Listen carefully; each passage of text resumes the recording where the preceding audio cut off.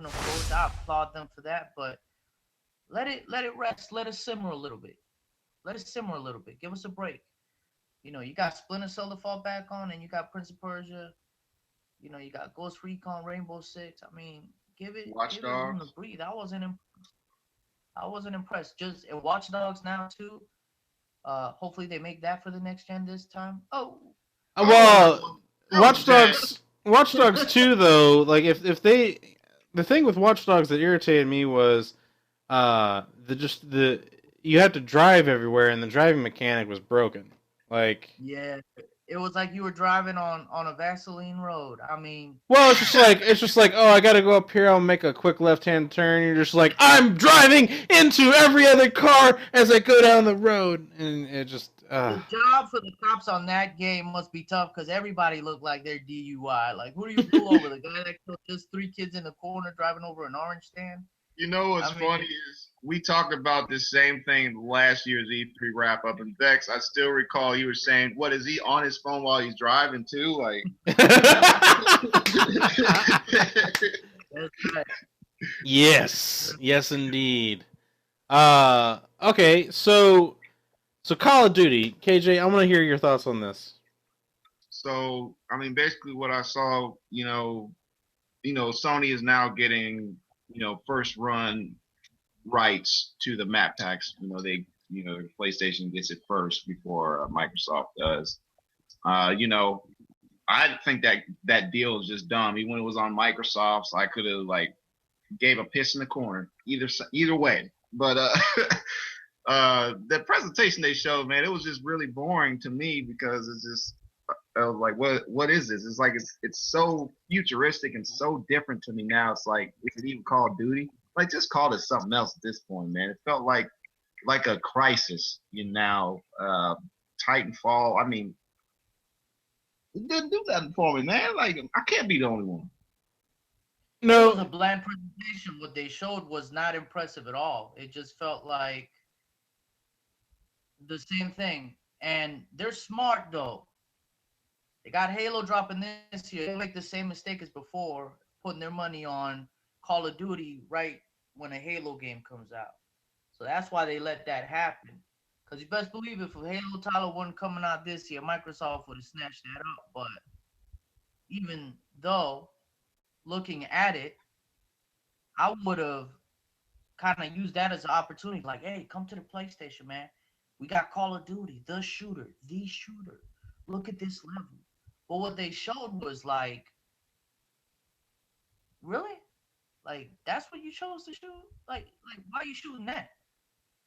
I'm pretty sure they developed or got stuff already way more impressive than what they showed from a interest perspective. Something better. What they showed, like a desert. I can't even recall. That's how it left my memory. I can't. It They just were just I don't. fighting this big ass robot in the middle of this, abandoned, maybe not abandoned, whatever, little town area, and it took all of them forever to destroy this big thing. And it just, like I said, it was just so much happening, so many abilities, so much stuff. It's like, man, what? Just they're doing too much.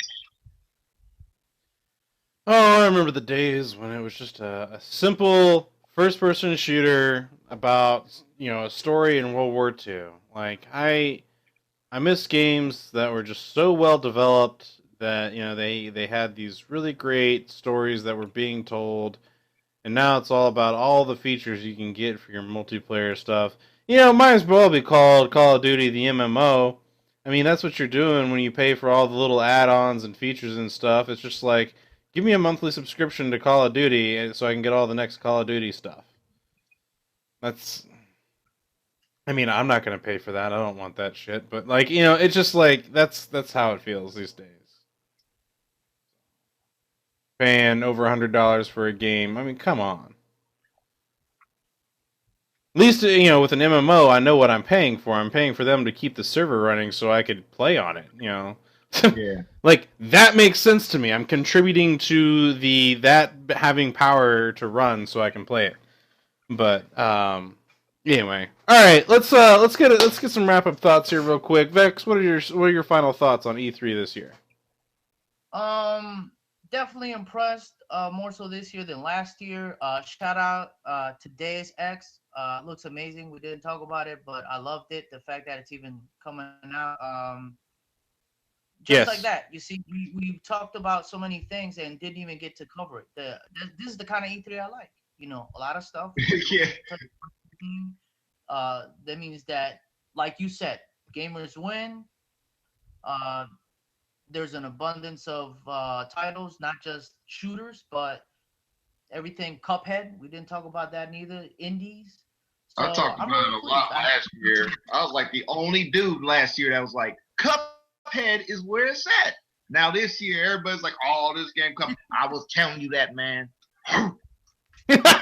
All right, DMX, chill out.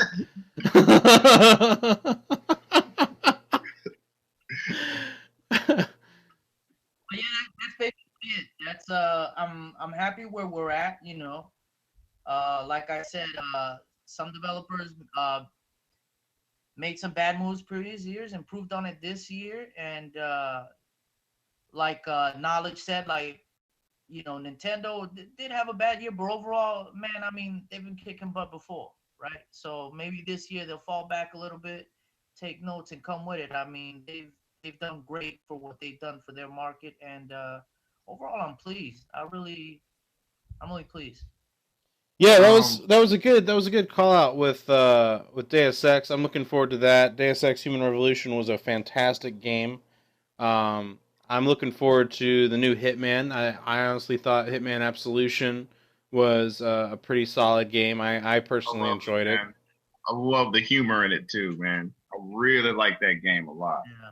Yeah. So yeah, there's definitely a lot of games that are coming out that we didn't get a chance to talk about. But that's like you said, Vex. You know, we've talked about it several times throughout tonight. Is E3 was really they brought a solid amount of games, not just like oh that looks stupid or oh that looks dumb. A lot of just solid games. KJ, your thoughts? Here is my ultimate winner of E3. I've observed everything, man. At least I tried to. The Had like throwback game. four TVs on, trying to watch all that shit. Like, Right. The throwback gamer is the winner. Let me tell you why. And I think you know why. Final Fantasy VII finally coming back. Shenmue 3 finally getting made. Backwards compatibility. Okay? That's a big deal. I know people saying it's not, but it is. Like I said, you should have heard the crowd, and you know that's Microsoft's number one requested thing. So that is a big deal. Also, the Rare Collection. This might be my favorite thing. Coming to Xbox One, like $30, 30 years of history, 30 freaking games. Battletoads Arcade, Jet Force Gemini, Blast Corps, Perfect Dark Zero. I mean, I can just keep going. Conker's Bad Fur Day, all that wrapped together in a package. That's a lot of fan service for a lot of folks. I would have loved to get a Crash Bandicoot announcement, but for right now, that's a whole lot of heavy hitting throwback, new school retro, infused stuff for everybody. So last week, a YouTuber by the name of Metal Jesus Rocks posted a picture on his Facebook page, and I love this guy. He is such an awesome dude. He's a collector. He talks about how to collect well and stuff like that. He posted a picture of some games, and he posted Final Fantasy VII, Shenmue, Star Wars Battlefront for the PlayStation 2, the original Fallout, Tomb Raider, and Doom for the Super Nintendo, and he goes, wait a second, all of these games, what year is this?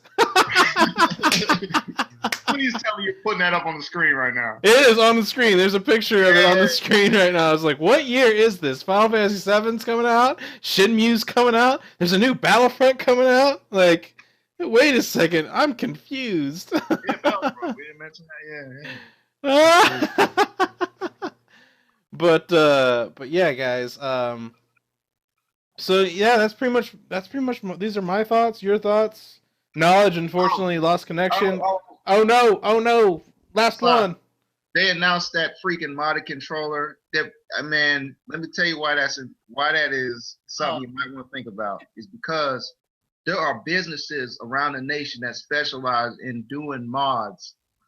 Microsoft is just saying, "Hey, we have an official one. Y'all buy this." That's gonna really change the market. If you're interested in dropping, what is it, $120? That's if the price is right, it'll change something. But if not, Yeah. Well, I mean, it looks like a cool controller. I just don't know if I want to pay that much money for a controller. I mean, sorry, but but I hear that. I'm with Hunter on this. I'm excited for the news, but that price point, man. Hey, lucky the guy that can get it, man. Yeah. Well, what is it gonna be? I didn't hear what. it's like $120, I think. What? Oh, never mind. Cancel what. Now, Yeah. y'all have a good night.